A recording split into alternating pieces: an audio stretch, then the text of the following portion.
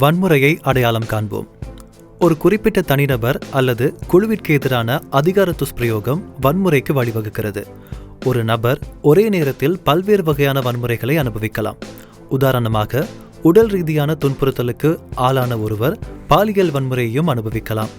எந்த வகையான வன்முறையும் மன ரீதியான துஷ்பிரயோகத்திற்கு வழிவகுக்கும். பாலின அடிப்படையிலான வன்முறை அல்லது சமூக வன்முறை பற்றி அறிந்து கொள்வோம். இது அவர்களின் பாலினத்தின் அடிப்படையில் ஒரு தனிநபரை இலக்காக கொண்ட துன்புறுத்தலை குறிக்கிறது. உதாரணமாக, வீதியில் நடந்து செல்லும் பெண்ணை பார்த்து விசில் அடிப்பது, கண் சிமிட்டுவது, அழகான கால்கள் போன்ற ஆபாசமான கருத்துக்களை கூறுவது. பெண்கள், ஆண்கள் மற்றும் திருநங்கைகள் என அனைவரும் பாலின அடிப்படையிலான வன்முறையை எதிர்கொள்கின்றனர்.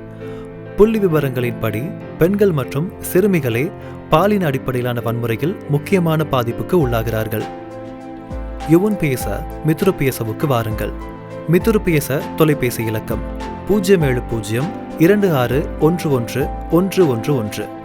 யுவன் பேச தொலைபேசி இலக்கம் 07144323661. குடும்ப வன்முறை.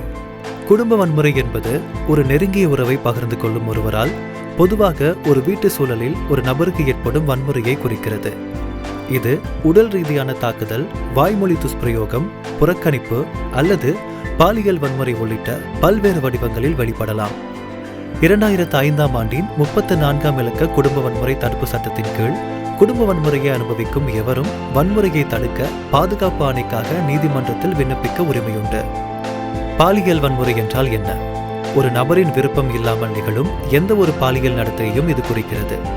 உங்கள் காதலன் அல்லது காதலி உட்பட யாராவது உங்களுக்கு சங்கடமான பாலியல் நடவடிக்கைகளில் ஈடுபட உங்களை கட்டாயப்படுத்தினால் நம்பகமான பெரியவர் ஒருவரிடம் இதை பற்றி கட்டாயமாக பேசுங்கள். உதவி பெறுவதற்கு தயங்க வேண்டாம். யுவன் பேச மிதுரு பேசவுக்கு வாருங்கள். மிதுரு பேச தொலைபேசி இலக்கம் 07026111111. யுவன் பேச தொலைபேசி இலக்கம் 07144323661. பெண்கள் ஆதரவு சேவை இலக்கம் 1938. சிறுவர் துஷ்பிரயோகம் என்றால் என்ன?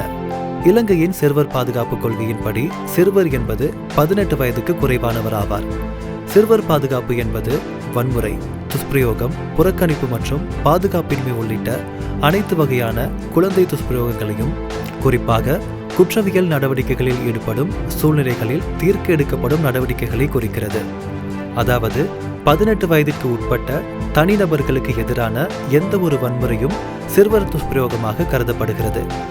சிறுவர் பாதுகாப்பு அதிகார சபையினால் நியமிக்கப்பட்ட காவல்துறை அதிகாரிகளால் கையாளப்படும் 1929 என்ற எண்ணிற்கு அழைப்பதன் மூலம் யார் வேண்டுமானாலும் சிறுவர் துஷ்பிரயோகம் தொடர்பாக புகார் அளிக்கலாம். இலங்கையின் பொது சட்டத்தின்படி 16 வயதிற்குட்பட்ட ஒரு பெண் பாலியல் உடலுறவுக்கு சம்மதிக்க தகுதியற்றவர். 16 வயதிற்குட்பட்ட ஒரு பெண்ணுடன் பாலியல் உடலுறவு கொள்வது சட்டப்பூர்வ பாலியல் வல்லுறவாக கருதப்படுகிறது. எனவே 16 வயதிற்குட்பட்ட ஒரு பெண் சட்டத்தால் பாதுகாக்கப்படுகிறார். 16 வயதிற்குட்பட்ட ஒரு பெண்ணுடன் பாலியல் உடலுறவில் ஈடுபடும் நபருக்கு குற்றப்பத்திரிகை தாக்கல் செய்யப்பட்டு சட்டத்தின் மூலம் தண்டனை வழங்கப்படும். எதிர்காலத்தில் குழந்தைகளை துஷ்பிரயோகம் மற்றும் பாலியல் வல்லுறவிலிருந்து பாதுகாக்க அனைத்து முயற்சிகளையும் மேற்கொள்வது மிகவும் முக்கியமானது.